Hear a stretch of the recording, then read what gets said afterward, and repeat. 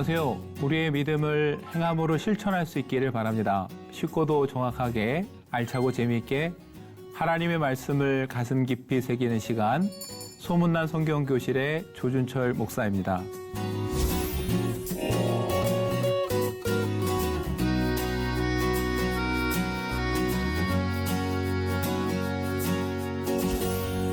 지난 시간에 나눈 내용 기억하시나요? 혼란스러운 상황 속에서 이스라엘을 향해 하나님의 뜻을 외쳤던 요담 이야기를 우리 함께 나눴습니다. 이 시대 속에서 정말 하나님의 음성을 전하는 저와 여러분이 되면 좋겠습니다. 오늘 나눌 내용은 오벳에돔에 대한 내용입니다.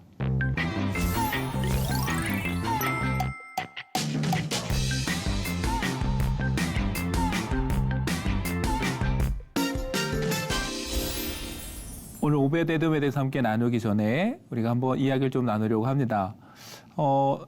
제나라 환공이라는 사람이 유람을 하다가 옛 광나라 성터를 본 적이 있습니다. 거기에 있는 오래 살아온 노부에게 물었습니다. 광나라 사람들은 어떤 사람들인가? 그랬더니 노부가 대답하기를 광나라 사람들은 선을 좋아하고 악을 미워했습니다. 이렇게 답을 했어요. 의아했습니다. 선을 좋아하고 악을 미워했다고 하면서 왜 이 광나라는 그럼 무너지게 됐을까? 그때 노부가 이렇게 답을 했습니다. 그들은 선을 좋아했으나 선을 실천에 옮기지 못했고 악을 싫어했으나 악을 제거하지 못했습니다. 저도 이 글이 참 인상 깊었습니다. 선을 좋아했으나 선을 실천에 옮기지 못했고 악을 싫어했으나 악을 제거하지 못했다. 결국 이 실천이라는 것이 얼마나 중요한가를 생각하게 되는 이야기입니다. 선을 아무리 좋아한다고 해서 세상은 변하지 않습니다. 선을 실천해야 되는 거죠. 우리가 어떻게 살아야 되는지 알지만 변하지 않는 건 실천하지 않기 때문이죠. 미국의 한 명문대 철학과 교수는 첫 수업 때 학생들에게 꼭 질문을 한다고 합니다. 만일 3일 뒤에 죽는다면 어떤 일을 할 것인가? 학생들이 그 리스트를 열심히 적고 나면은 교수님은 칠판의 마지막에 꼭 이렇게 적고 마무리를 한다고 합니다. 그 일을 지금 당장 하십시오. 그렇죠. 우리가 많은 생각을 하지만 정작 실천하지 못한다라는 거, 그게 우리의 한계인 것 같습니다. 신앙생활도 마찬가지인 것 같습니다. 어쩌면 우리에게 필요한 건 새로운 정보와 새로운 내용이 아니라 이미 알고 있는 것을 실천하는 것, 이것이 사실 중요한 거죠. 그런 의미에서 오늘 오벳에돔과 또 법궤에 관련된 내용을 함께 보려고 합니다. 법궤는 하나님 말씀의 상징이죠. 이스라엘들 법궤와 함께 했습니다. 그리고 법궤가 있으면 늘 그들은 승리한다고 믿었죠. 그래서 엘리의 두 아들이 전쟁에 나갔을 때 패배했습니다. 그리고 나서 법궤를 다시 메고 와서 전쟁을 했습니다. 그러면 이길 거라고 생각을 했죠. 그러나 결과는 정반대였습니다. 사무엘상의 말씀을 보면은 하나님의 궤, 법궤는 빼앗겼습니다. 전쟁에 패했을 뿐만 아니라 심지어 하나님의 법궤마저 빼앗겼습니다. 그리고 엘리의 두 아들 홈니와 비느하스는 죽임을 당합니다. 하나님의 말씀의 상징인 법궤를 메고 전쟁을 나가는데도 패했습니다. 오히려 법궤도 빼앗겼고 이 둘도 죽었습니다. 이걸 우리에게 무엇을 깨닫게 하냐면은 법궤를 그저 들쳐 메고 간다고 해서 어떤 일도 일어나지 않는다라는 겁니다. 중요한 것은 그 말씀을 얼마나 존중히 여기고 실천하느냐. 홈니와 비느하스는 말씀을 존중히 여기거나 행할 마음이 없었습니다. 그저 자기의 목적을 이루는 수단으로 하나님의 말씀을 활용하려고 했을 뿐이죠. 결국은 비참한 최후를 맞이하게 됩니다. 그렇게 해서 법궤는 블레셋 땅으로 넘어가게 되는데 그 다음부터 블레셋에 많은 일들이 벌어졌습니다. 특히 법궤를 보관하고 있던 다곤 신전에서 다음 날 보니까 신상이 쓰러져 있고 여러 가지 재앙들이 블레셋 땅에 임했습니다. 사람들이 생각했습니다. 우연일까? 아니면 정말 이 법궤 때문에 벌어진 일일까? 여러분, 그것을 확인하는 방법은 하나입니다. 법궤를 돌려보내는 거예요. 돌려보낸 후에 과연 이 일이 멈추는가를 보는 겁니다. 법궤가 돌아가는 것이 우연일 수도 있죠. 그래서 어려운 조건을 다 만들었습니다. 새로 만든 수레를 끌어왔고 수레를 끄는 소는 갓 새끼를 낳고 아직 젖을 떼지 않은 어미소였어요. 그리고 새끼들은 돌려보냅니다. 어미소 입장에서는 정말 가기 싫은 길을 가는 겁니다. 가기 어려운 조건을 만들어놨어요. 그리고도 간다면 그건 우연이 아니라 정말 이 법궤 때문에 벌어지는 일이라는 거죠. 우리가 아는 대로 그 법궤는 결국은 이스라엘 땅으로 돌아갑니다. 근데 거기서 또 안타까운 사건이 벌어집니다. 돌아온 법궤를 베세메스 사람들이 맞이합니다. 그런데 이 베세메스 사람들이 하나님의 궤를 들여다봅니다. 사실 하나님의 궤는 열어서 볼 수 있는 게 아닙니다. 그럼에도 불구하고 다시 돌아온 법궤를 맞이한 베세메스 사람들은 그만 궤를 열어봤고 그 결과 하나님께서 그들을 치셔서 많은 사람이 죽게 됩니다. 70명이라고 기록되기도 하고 5만 70명이라고도 기록되는데 이 일로 인해서 많은 사람이 죽은 것은 사실입니다. 성경은 여호와께서 백성을 쳐서 크게 사륙하셨다 그러고 백성들은 슬피 울었다라고 기록합니다. 여러분, 여기서도 하나님의 말씀을 대하는 데 있어서 잘못된 모습을 보게 됩니다. 이들은 하나님의 말씀을 존중히 여기지 않았어요. 궤는 열어보면 안 되는데 호기심에 열어봤습니다. 우리도 하나님의 말씀을 그렇게 호기심의 대상 정도로 생각할 때가 있습니다. 그저 호기심을 채우고 많은 정보를 아는 것에 멈출 때가 있는데 하나님의 말씀은 우리 호기심의 대상이 아니라 사실 우리가 존중히 여기고 두려움으로 받아서 삶에서 실천해야 될 것이 하나님 말씀인데 베세메스 사람들은 그만 이 호기심에 열어보다가 안타깝게 목숨을 잃었습니다. 사람들이 두려웠습니다.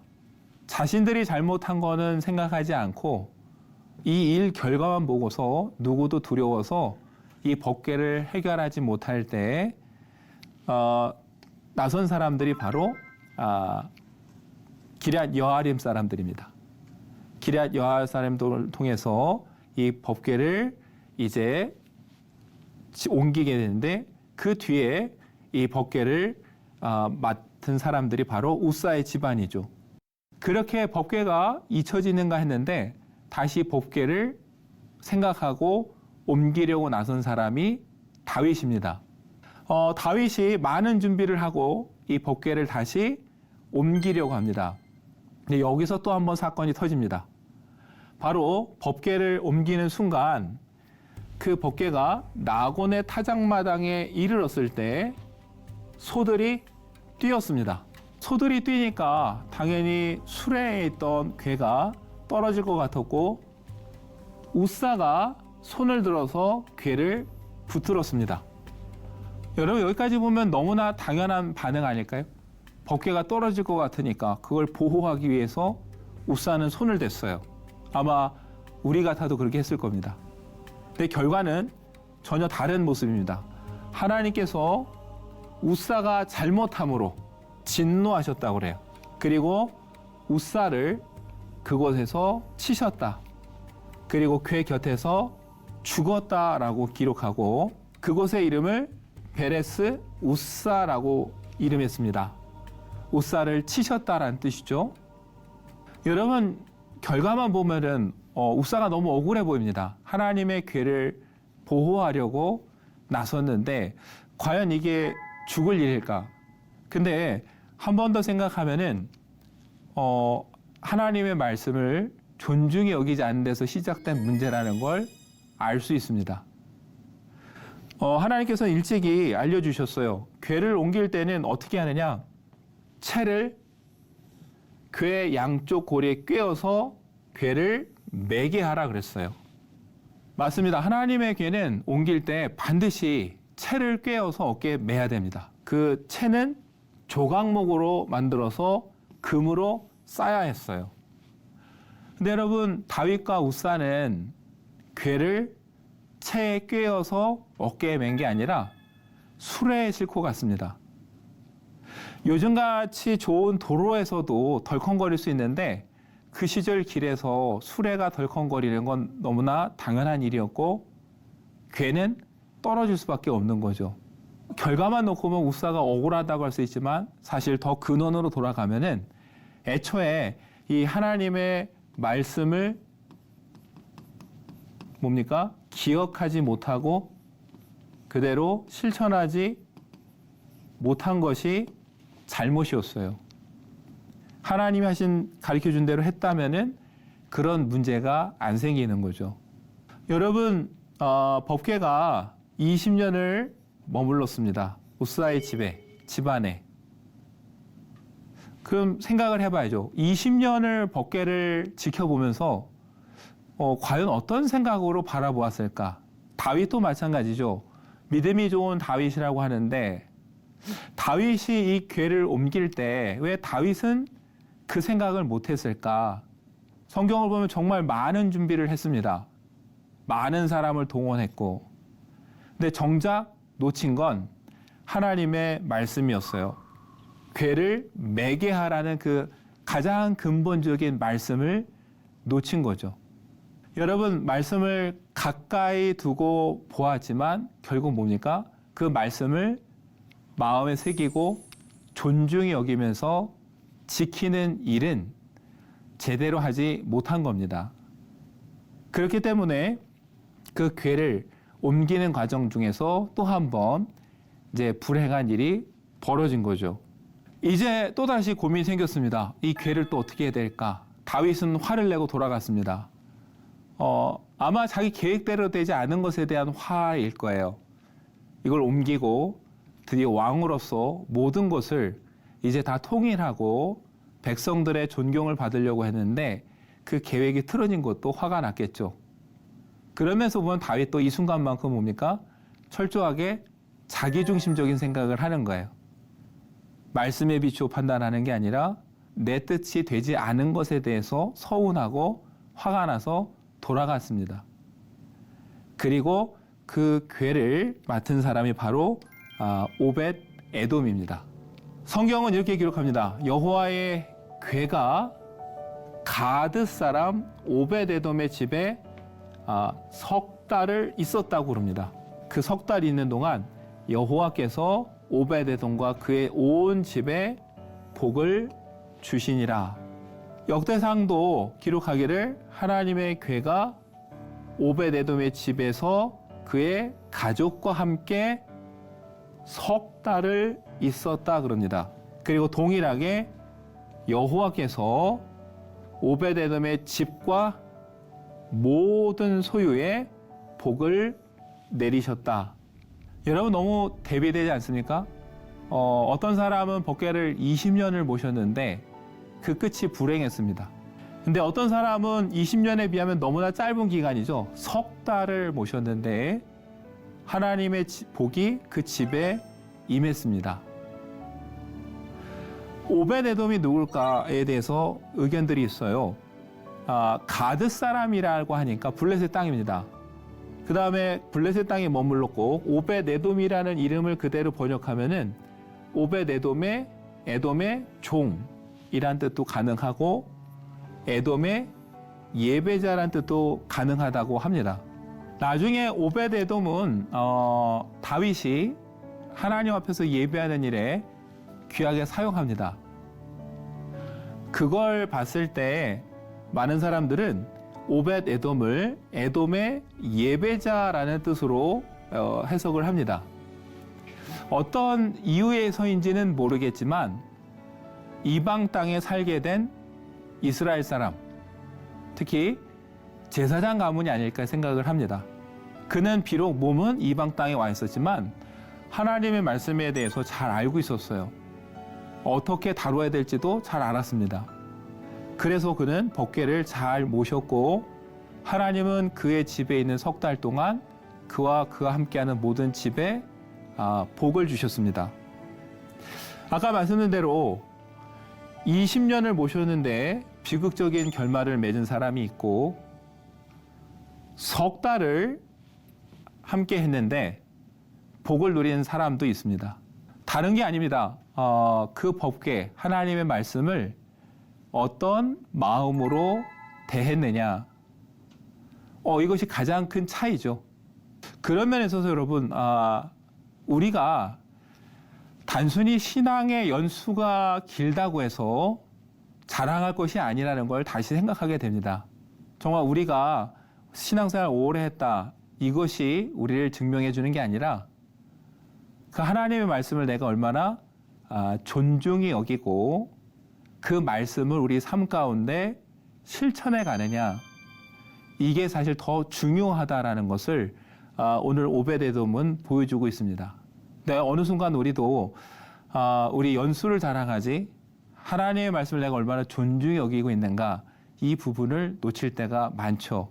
그래서 내 방식대로 말씀을 해석하기도 하고 또 베세메스 사람들처럼 호기심에 말씀을 분해하기도 하고 그 다음에 엘리의 두 아들처럼 그 말씀을 내 뜻을 이루는 도구로 사용하는 그런 안타까운 경우도 있습니다.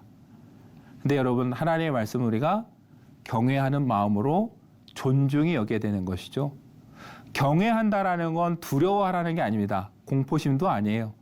그 말씀을 아주 소중히 여겨서 내가 그 말씀대로 살려고 노력하는 것, 그것이 경외하는 것이죠. 야고보서는 그래서 우리에게 이렇게 얘기를 합니다. 믿음에 행함이 따르지 않으면 그 자체만으로는 죽은 것이다. 그래서 야고보서를 가끔 행함을 강조하는 것으로 오해합니다. 근데 야고보서도 결국은 믿음을 말합니다. 그러나 한 가지, 진짜 믿음은 믿는 대로 행동한다라는 것, 하나님 말씀대로 살아간다라는 걸 말하고 있을 뿐이죠. 믿는데 행하지 않는다, 이건 있을 수 없습니다. 하나님의 말씀을 정말 존중히 여긴다면은 그 말씀대로 살아가는 것이죠. 그래서 18절에 말합니다. 어떤 사람은 이렇게 말할 것입니다. 너에게는 믿음이 있고 나에게는 행함이 있다. 행함이 없는 너의 믿음을 나에게 보여라. 그러면 나는 행함으로 나의 믿음을 너에게 보이겠다. 정말 믿는다면 그것을 행동으로 보이라는 겁니다. 그리고 19절에 말합니다. 그대는 하나님께서 한 분이심을 믿고 있습니다. 믿는다라는 거 잘하는 일입니다. 그런데 귀신들도 그렇게 믿고 떱니다. 맞습니다. 예수님을 가장 먼저 알아본 건 귀신이었습니다. 귀신도 하나님이 어떤 분인 줄은 압니다. 하나님이 어떤 분인 줄 아는 데서 멈추는 게 믿음이 아니라 믿음대로, 아는 대로 뭐예요? 행하는 것이 참된 믿음이라는 것이죠. 그래서 마지막으로 말합니다. 어리석은 사람이요, 그대는 행함이 없는 믿음은 쓸모가 없다는 것을 알고 싶습니까? 제일 처음에 들려줬던 이야기 기억나시나요? 선을 좋아하고 악을 싫어했지만 정작 선을 실천하지 못했고 악을 떠나지 못해서 몰락했던 광나라 사람들처럼 우리가 믿음이 있다라고 말을 하지만 행함이 없다면 그것은 아무 소용이 없는 것이죠. 그래서 우리에게는 믿는다면 그 믿음에 합당한 행함, 하나님의 말씀을 그저 머리로 아는 게 아니라 그 아는 한 가지를 제대로 실천하는 것이 우리에게 정말 필요한 것이죠. 예수님이 사람들에게 비유로 말씀하셨어요. 아버지가 두 아들을 불러서 포도원에 가서 일하라 했더니 큰아들은 예, 가겠습니다라고 했지만 정작 가지 않았습니다. 네, 둘째 아들을 불러서 이야기했더니 둘째 아들은 싫습니다라고 했는데 조금 있다가 후회하고서 다시 가서 일을 했습니다. 그 이야기를 하면서 예수님께서 물었습니다. 누가 아버지의 뜻대로 하였느냐? 큰아들은 아까 말씀했죠? 네라고 했지만 가지 않았고 둘째 아들은 싫습니다라고 했지만 나중에 가서 일을 했어요. 그 시대, 요즘도 그렇지만 사람들 앞에서 아버지의 말을 거역한다라는 건 아버지에겐 상당히 수치스러운 일이었어요. 겉으로 보면 어떻습니까? 큰아들이 옳은 것 같아요. 근데 예수님의 질문에 사람들은 말합니다. 둘째 아들이니이다. 비록 대답은 싫습니다라고 했지만 둘째 아들은 나중에 가서 일을 했습니다. 큰아들은 가겠다고 했지만 가지 않았죠. 결국 중요한 것은 나중에 그 아버지의 말대로 행했느냐가 중요하다는 거죠. 예수님께서 말씀하십니다. 내가 진실로 너에게 이르노니 세리들과 창녀들이 너희보다 먼저 하나님의 나라에 들어가리라. 누구보다 말씀을 잘 안다고 자부했던 바리새인 서기관들이 아니라 비록 아는 것은 그들에 비하면 부족하지만 예수님 앞에서 그 아는 한 가지를 실천하면서 말씀이 되시는 예수님을 굳게 의지하던 이들이 오히려 예수님이 보시기엔 더 의로운 사람이었던 것이죠. 그러면서 또 말씀하십니다.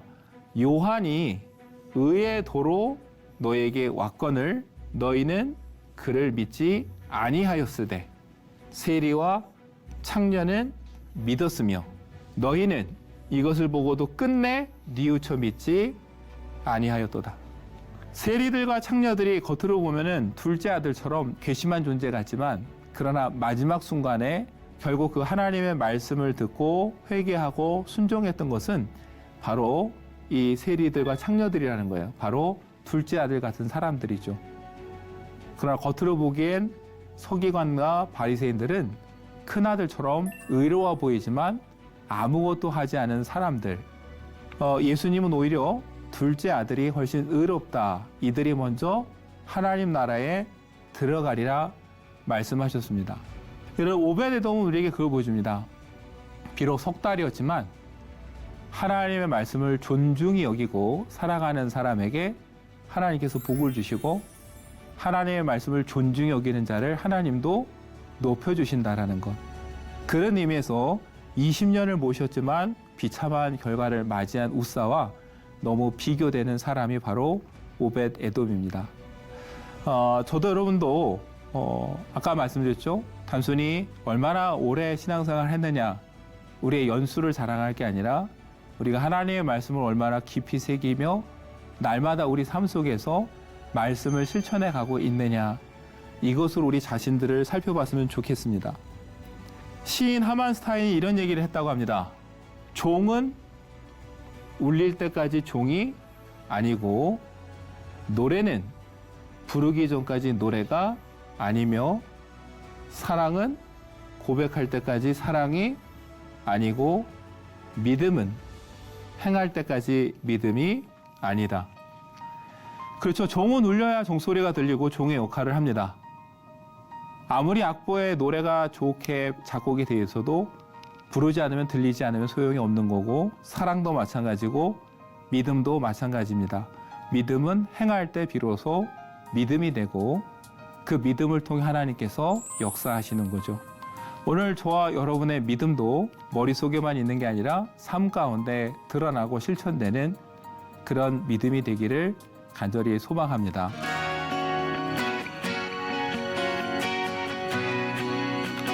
여러분 유익한 시간 되셨나요? 오늘 수업은 유튜브를 통해 다시 보실 수 있습니다. 언제나 말씀을 가장 사랑하고 말씀대로 살기 위해 힘쓰는 여러분 되시기를 바랍니다. 다음 시간에는 분노한 다윗을 잠재웠던 아비가일이라는 한 여인에 대해서 함께 말씀을 나누도록 하겠습니다. 오늘도 복의 통로로 살아가는 여러분 되시기를 축복합니다. 다음 시간에 뵙겠습니다. 감사합니다.